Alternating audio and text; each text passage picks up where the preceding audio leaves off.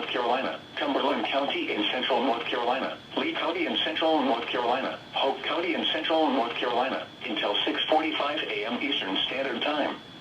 At 5:59 a.m. Eastern Standard Time, severe thunderstorms were located along a line extending from 10 miles northwest of Hoffman to near Dunbar, moving northeast at 45 miles per hour. Hazard, 60 miles per hour wind gusts. Source, radar indicated.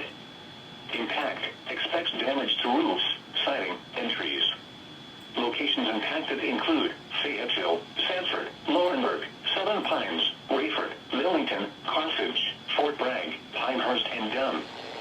For your protection, move to an interior room on the lowest floor of a building.